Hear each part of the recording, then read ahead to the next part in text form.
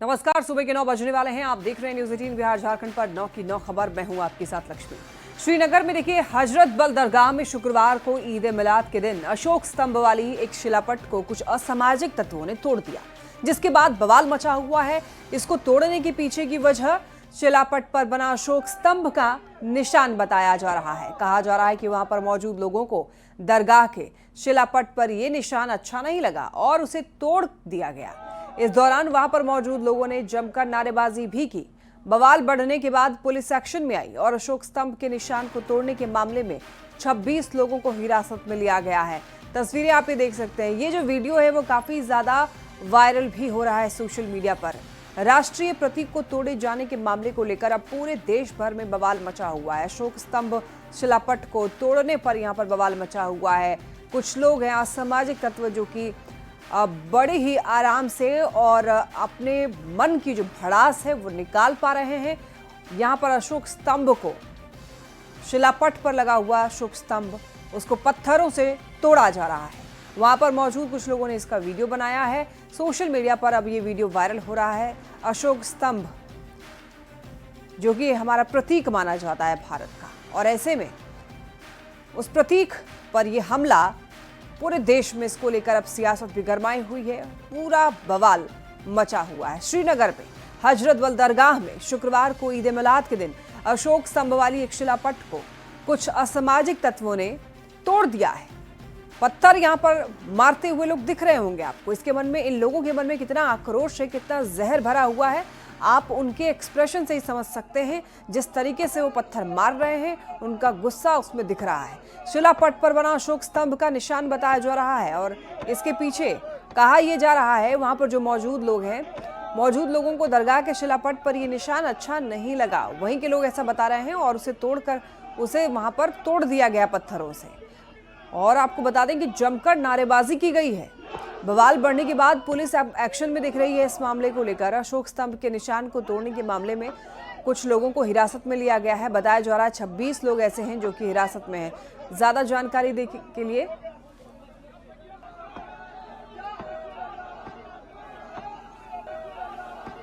बढ़ते खबरों में आगे। श्रीनगर में अशोक स्तंभ वाली शिलापट को तोड़े जाने पर बीजेपी ने कड़ी आपत्ति जताई है। सांसद सुधांशु त्रिवेदी ने सीधे सीधे कांग्रेस के राहुल गांधी और तेजस्वी यादव की इस घटना पर चुप्पी को लेकर सवाल उठाया है। अभी 2 दिन पहले ही बिहार को लेकर केरल कांग्रेस के एक पोस्ट पर बवाल हुआ था, जिसमें बी से बिहार और बी से बीडी की तुलना की गई थी, याद होगा आपको। ऐसे में सुधांशु त्रिवेदी ने कहा कि सम्राट अशोक बिहार की धरती के पुत्र थे और केरल से कश्मीर तक कांग्रेस ने बिहार से जुड़े प्रतीक के साथ ऐसे व्यवहार करने का जैसे ठेका ले रखा है। अशोक स्तंभ जो राष्ट्रीय प्रतीक है, उसके अपमान पर आखिर राहुल गांधी, तेजस्वी यादव चुप क्यों हैं? और महत्वपूर्ण बात यह है कि सम्राट अशोक बिहार की धरती के पुत्र थे। मुझे समझ में नहीं आ रहा है कि केरल से लेके कश्मीर तक बिहार से जुड़े हुए प्रतीकों के प्रति ऐसा लगता है कि कांग्रेस और उसके सहयोगी दलों ने कोई ठेका ऐसा ले रखा है उन्हें अपमानित करने का। मैं तेजस्वी यादव जी और राहुल गांधी जी से, इन दोनों से साफ पूछना चाहता हूं कि देश की पहचान के प्रतीक के ऊपर यह हमला, उस पर आपकी चुप्पी, और फिर आपके नेता का उसके प्रति यह बयान, उस पर आपकी चुप्पी बहुत गहरे और गंभीर सवाल खड़े कर रही है। इधर बीजेपी के राष्ट्रीय प्रवक्ता गुरु प्रकाश पासवान ने भी श्रीनगर की घटना पर दुख जताया है और इस पूरे मामले पर राहुल गांधी और तेजस्वी यादव की चुप्पी पर सवाल उठाए हैं। गुरु प्रकाश ने कांग्रेस आरजेडी पर तुष्टीकरण की राजनीति का आरोप लगाया है। उन्होंने पूछा है कि राहुल, तेजस्वी ये बताएं कि वो राष्ट्रीय प्रतीक के साथ हैं या धर्म की राजनीति के साथ हैं। लोगों की चुप्पी है जो तथाकथित तुष्टीकरण करने वाले सूडो सेकुलर्स, उनका यहां पे मुंह बंद हो जाता है। आपको चुनना पड़ेगा, आपको राष्ट्रीय प्रतीक आप उसके साथ में हैं या आप धर्म के साथ में हैं या आप तुष्टीकरण के साथ में हैं। सबकी शांति है। राहुल जी चुप क्यों हैं? तेजस्वी यादव जी चुप क्यों हैं? ये संपूर्ण इंडिया अलायंस के लोग लगातार इस देश में तुष्टीकरण की राजनीति को संस्थागत करने का काम किया है। श्रीनगर में अशोक स्तंभ वाली शिलापट को तोड़े जाने पर इंडी गठबंधन पर एक्स पर निशाना साधा। उन्होंने लिखा कि बिहार में आदरणीय प्रधानमंत्री नरेंद्र मोदी जी की मां का अपमान, केरल में बिहार का अपमान और अब कश्मीर में अशोक चक्र का अपमान। केरल से कश्मीर तक इंडी गठबंधन सिर्फ भारत की आत्मा पर वार कर रहा है। अशोक चक्र सम्राट अशोक और बिहार की गौरवशाली विरासत है। बिहार और भारत कभी इस अपमान को बर्दाश्त नहीं करेगा।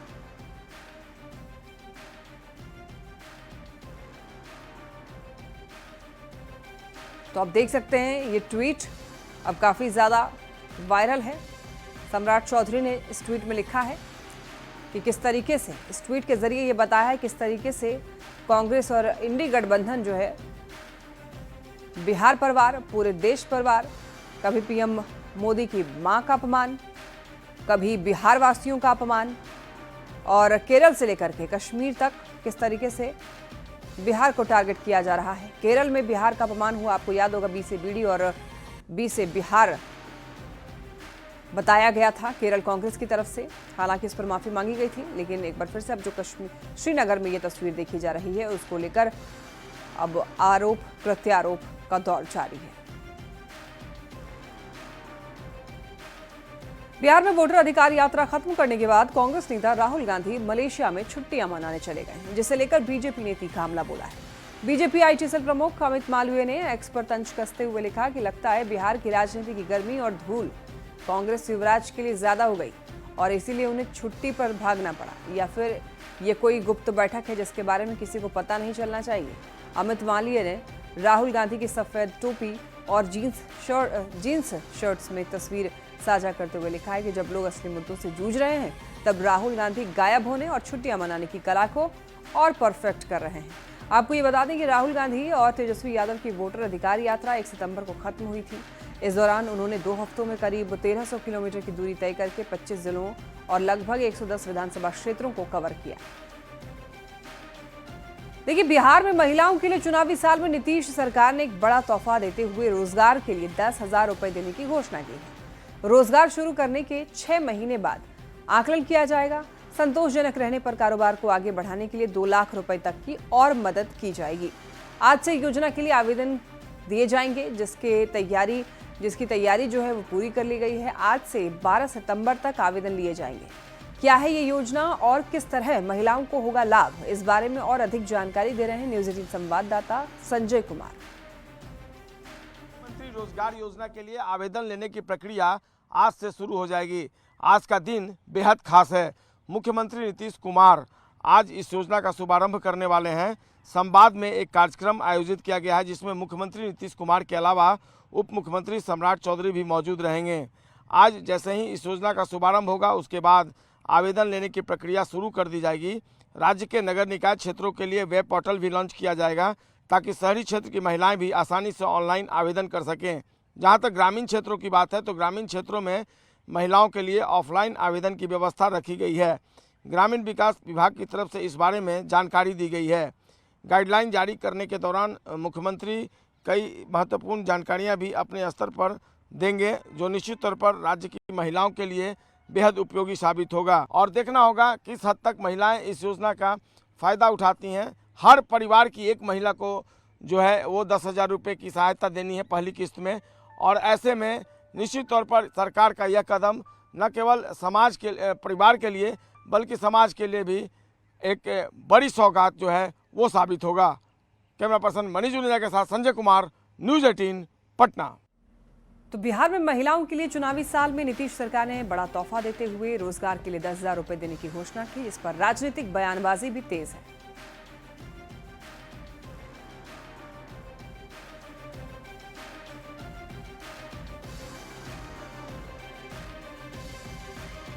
अगर मां बहनों की इज्जत को किसी ने बचाया है तो वो है भाजपा और नीतीश की सरकार। उन्हें अगर सुरक्षा प्रदान की है हर स्तर पे, सामाजिक, आर्थिक, व्यक्तिगत हर स्तर की सुरक्षा दी है तो वो दी है भाजपा और नीतीश की सरकार ने। ये बिहार पहला प्रदेश है जिसने जीविका को एक संगठित किया और आज के दिन पूरे हिंदुस्तान में सबसे ज़्यादा तकरीबन 1 करोड़ और 28 लाख के करीब जीविका दीदियाँ हैं बिहार में, जो डायरेक्ट नीतीश कुमार के फैसलों से जुड़ी हुई है, नीतीश कुमार से जुड़ी हुई हैं। वो महिलाएं गुमराह होने वाली नहीं है। सरकार में बैठे लोग हताश हैं, निराश हैं, हार निश्चित दिख रही है, तो ये सब अनर्गल आरोप लगा रहे हैं। अरे माई बहन मान योजना की घोषणा सबसे पहले श्री तेजस्वी यादव जी ने किया।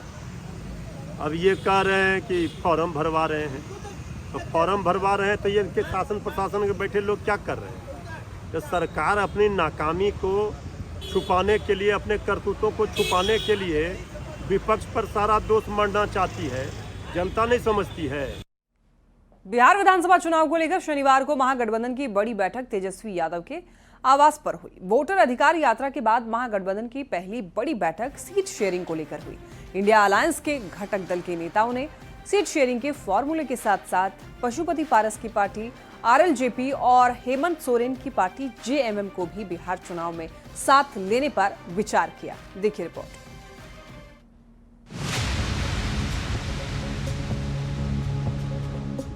बिहार में चुनावी समर में सीट शेयरिंग पर सस्पेंस अभी भी बरकरार है।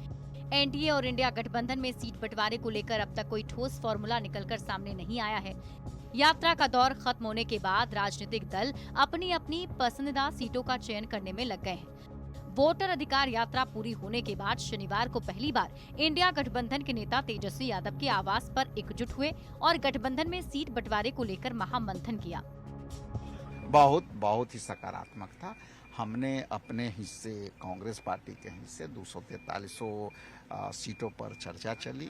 आरजेडी भी अपने हिस्से पर चर्चा की। राजधानी पटना के एक पोलो रोड स्थित नेता प्रतिपक्ष तेजस्वी यादव के आवास के बाहर सुबह से ही हलचल बनी रही। एक एक कर राष्ट्रीय जनता दल, कांग्रेस, वाम दल और विकासशील इंसान पार्टी के नेता पहुंचते रहे।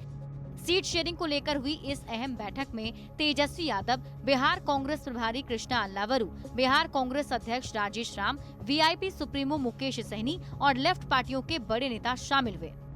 बैठक से निकलने के बाद विपक्षी महागठबंधन के घटक दलों ने बताया कि समन्वय समिति के अध्यक्ष तेजस्वी यादव के नेतृत्व में सकारात्मक बातचीत हुई है। यात्रा के बाद गठबंधन की मीटिंग थी, इसमें अलग अलग विषयों पर चर्चा हुआ, सीट शेयरिंग पे भी बात हुई और अच्छी मीटिंग रही। 6 दलों वाले महागठबंधन में सीट बंटवारे को लेकर अंतिम रूप देने के साथ साथ कई और मुद्दों पर भी नेताओं ने काफी मंथन किया है। पूर्व केंद्रीय मंत्री पशुपति कुमार पारस की पार्टी आरएलजेपी और झारखंड के मुख्यमंत्री हेमंत सोरेन की पार्टी झारखंड मुक्ति मोर्चा को भी महागठबंधन में शामिल करने पर कोऑर्डिनेशन कमेटी ने विचार किया है। समन्वय समिति के अध्यक्ष होने के नाते तेजस्वी यादव ने अपनी बात प्रमुखता के साथ रखी। घटक दलों के शीर्ष नेताओं ने भी अपनी अपनी पार्टी का चुनावी उद्देश्य बैठक में रखा। महागठबंधन के दिग्गज नेताओं की मौजूदगी में काफी लंबी बातचीत चली। जिन जिन सीटों पर पार्टी मजबूत स्थिति में है, इस पर आरजेडी और कांग्रेस ने अपनी बात रखी है। मुकेश सहनी ने भी वीआईपी के लिए चयनित सीटों की सूची बैठक में रखी। कांग्रेस पहले से कहती आ रही है कि पार्टी ने उप समिति को भी लिस्ट सौंप दी है। ऐसे में देखना होगा कि सीट बंटवारे को अंतिम रूप देने में जुटे महागठबंधन के नेता सीट शेयरिंग का फाइनल फॉर्मूला क्या निकालते हैं। पटना संवाददाता संजय कुमार के साथ ब्यूरो रिपोर्ट, न्यूज़ 18।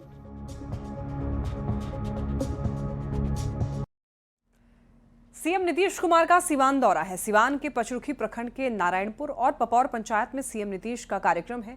सीएम के आगमन को लेकर तैयारी यहां पर पूरी कर ली गई है। सीएम के दौरे को लेकर प्रशासनिक महकमा अलर्ट मोड पर है। दरअसल सीएम नीतीश कुमार पपौर पंचायत भवन से करोड़ों की योजनाओं का शिलान्यास और उद्घाटन करेंगे, तो वहीं नारायणपुर में सड़क का आधारशिला और उद्घाटन करने वाले हैं। चुनावी साल है, ऐसे में सीएम का आगमन बहुत महत्वपूर्ण है। सड़क बन जाने से ग्रामीणों में काफी खुशी है, जिससे सीवान समेत उत्तर प्रदेश जाने में अब काफी ज्यादा आसानी होगी। पपौर और नारायणपुर पंचायत में संवाद होगा। आज सीएम नीतीश कुमार का सीवान दौरा है, इसको लेकर के जो प्रशासनिक तैयारियां होती हैं वो की जा चुकी हैं। नारायणपुर और पपौर पंचायत में सीएम का कार्यक्रम होने वाला है। कई योजनाओं का यहां पर लोकार्पण करेंगे, शिलान्यास करने वाले हैं और इसको लेकर तैयारियां पूरी की जा चुकी है।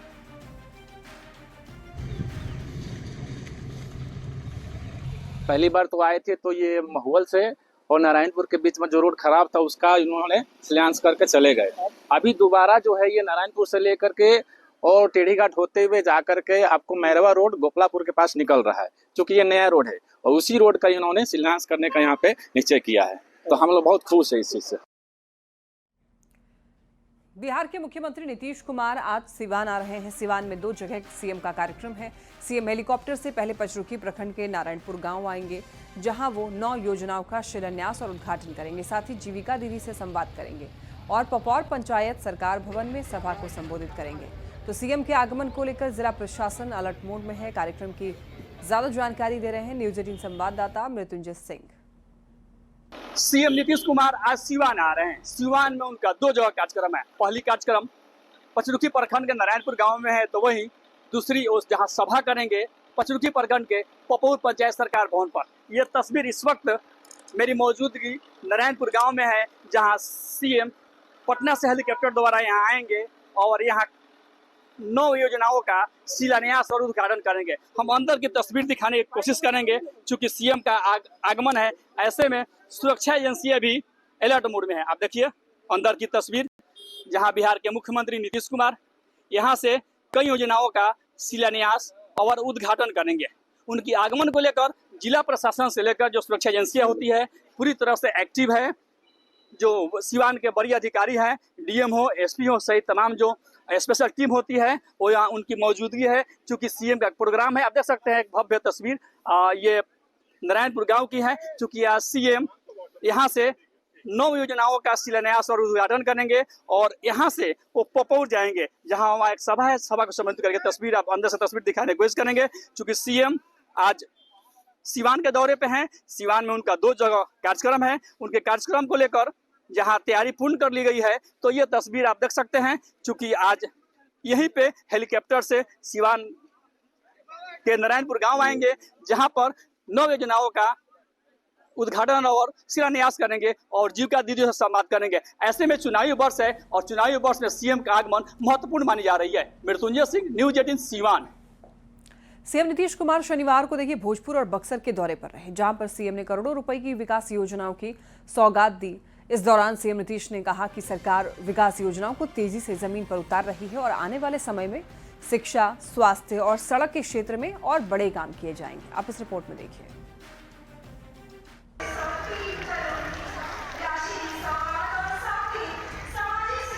चुनावी साल है और CM Nitish Kumar super action में है। एक तरफ चुनाव की बात तो दूसरी तरफ सौगात पर सौगात बांट रहे हैं। शनिवार को सीएम नीतीश बक्सर और भोजपुर के दौरे पर रहे। बक्सर के राजपुर में सीएम नीतीश की सभा थी। यहीं से उन्होंने बक्सर को 600 करोड़ की योजनाओं की सौगात दी। कई योजनाओं का शिलान्यास और उद्घाटन भी किया। समझ लीजिए पीछे नहीं रहेगा और देश में सबसे आगे वालों में से अगली बार फिर बिहार हो जाएगा। बक्सर के बाद मुख्यमंत्री भोजपुर पहुंचे।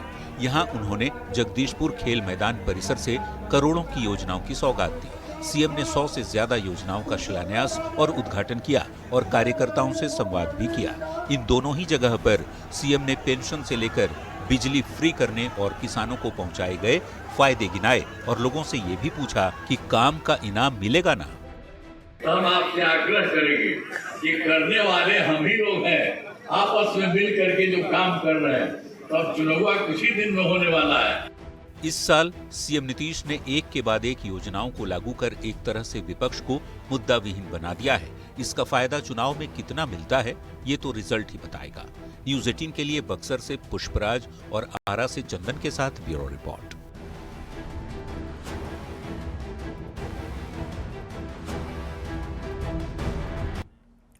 दिल्ली में बीजेपी सांसदों की 2 दिवसीय कार्यशाला आज से शुरू होने जा रही है। वर्कशॉप में सांसदों को उपराष्ट्रपति चुनाव की मतदान प्रक्रिया की जानकारी दी जाएगी। इस कार्यशाला में पीएम मोदी भी शामिल होंगे और जीएसटी सुधारों के लिए बीजेपी सांसद पीएम मोदी को सम्मानित करेंगे। पार्टी अध्यक्ष जेपी नड्डा ने सभी बीजेपी सांसदों को उपराष्ट्रपति चुनाव के लिए हो रही इस वर्कशॉप में मौजूद रहने के लिए कहा है।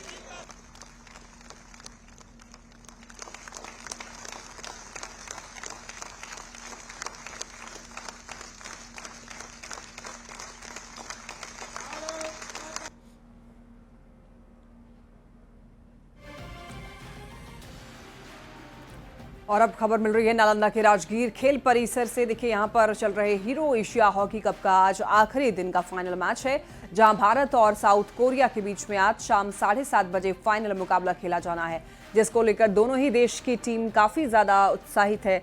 आपको ये बता दें कि भारत अपना सभी मैच जीतकर फाइनल में प्रवेश किया है। मैच को लेकर दर्शकों में भी काफी उत्साह है।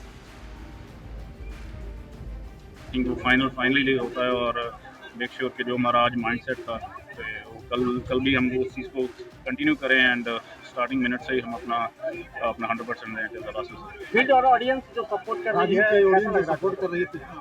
बहुत अच्छा है, बहुत, क्योंकि ऐसा माहौल बहुत रेयर देखने को मिलता है। वही आई गेस कि अगर हरमन के ऊपर फोकस, आई थिंक कि मीडिया पे फोकस है और जो बाहर जो एक्सपर्ट है उनका ही फोकस है, हमारा नहीं है। We play as a team और आई गेस कि अगर हरमन से भी गोल हो रहा है तो हमारा ये एक बनता है कि हम गोल रहे और we don't want to hide him, but अगर उससे गोल नहीं भी हो रहा तो इट्स फाइन, हमारे फॉरवर्ड अच्छे हैं। और इसी के साथ इस बुलेटिन में इतना ही। खबरें लगातार जारी है, आप देखते रहिए न्यूज़ 18 बिहार झारखंड।